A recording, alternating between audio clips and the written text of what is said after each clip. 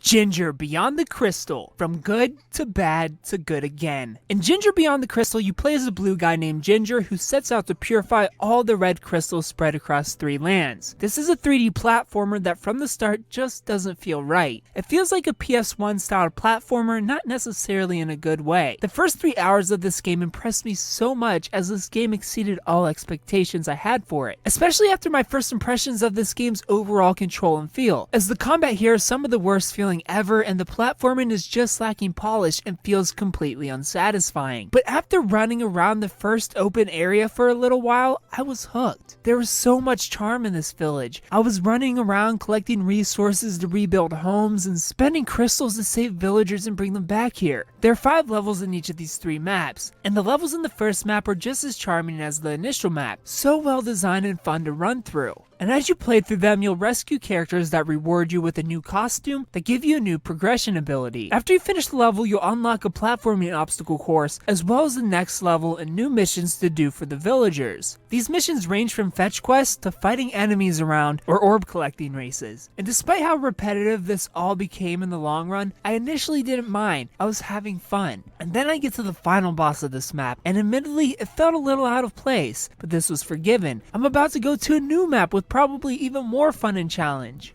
Wrong. The second map is a spooky Halloween themed swamp section, and platforming is tossed aside for more of a top-down adventure styled section. The levels were alright, but the hub world felt like a mess, and the deeper I got into the game, the more generic and uninspired it got. Like the developers ran out of ideas. The side missions didn't change, you just got more of the same fetching apples and pumpkins in an ugly swamp crawling with annoying frogs. The final map, however, brings back the variety in platforming. At first I was scared when I was dropped into a generic space and lasers level, but once I got out, the charm was back. Not quite as good as the first map, but light years better than the second. Overall though, I did find some issues with the checkpoints and life system itself. This game features a handful of time-based sections, and when you die, the time continues as the game slowly respawns you. The frustration here though is that enemies don't drop health. Falling kills you completely instead of just restarting you at the edge you fell off of. And running through a checkpoint mistakenly doesn't refill your health. Ginger is by no stretch of the imagination a great game, but it's a fun game and charming game in the way that a Little Big Planet campaign is fun and charming. Just a shame that the middle third brings the overall experience down so much. I give Ginger Beyond the Crystal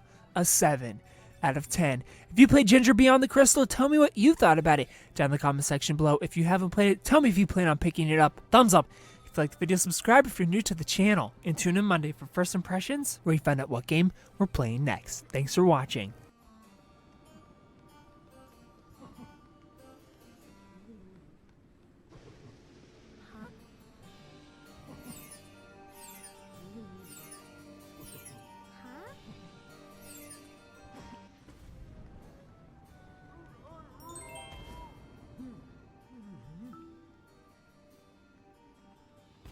Huh?